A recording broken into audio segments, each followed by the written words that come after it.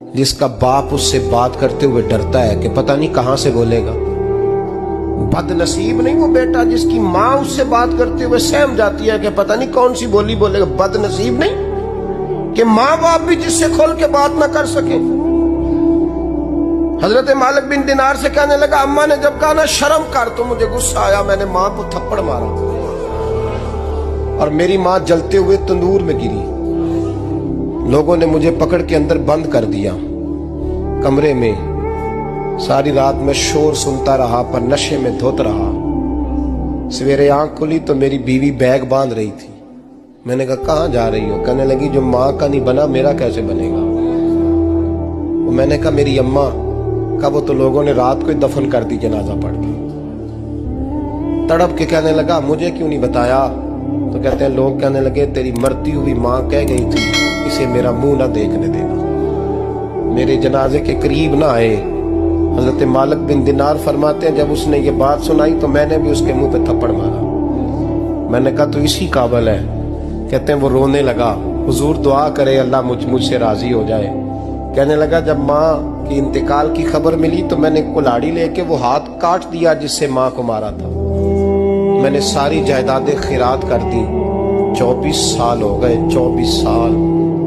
सारी रात नमाज पढ़ता हूँ, रोजा रखता हूँ, हज करता हूँ, पर हर साल कोई आके कहता है जा दौड़ जा तेरा कोई नहीं कबूल हुआ। हुजूर दुआ करे मालिक राजी हो जाए। फरमाते मैं थप्पड़ मार के आ गया। मैंने कहा तुझसे राजी हो जाए इतने जालिम से? इमाम मालिक फरमाते रात को आके सोया तो मुझे ख्वाब में रसूल पाक का दीदार हुआ। तो नबी पाक अलैहिस्सलाम ने फरमाया मालिक तू उसे मायूस क्यों कर आया है? अल्लाह तो बड़ा मेहरबान है। कहा हुजूर माँ के नाफरमान को माफी कैसे मिलेगी? तो इमाम मालिक फरमाने लगे नबी करीम ने फरमाया जा उसे जाके बता दे तुझे कयामत में तेरी माँ की वजह से बख्श दिया जाएगा। कहा हुजूर अम्मा की वजह से किस तरह?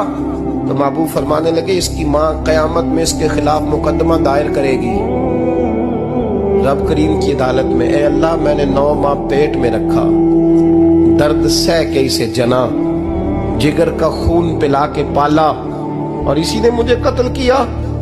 रब करीम इसकी माँ का मुकदमा सुन के कहेगा उठाओ इसको दोज़ख में फेंको, इसने माँ जलाई थी इसे भी जलाओ।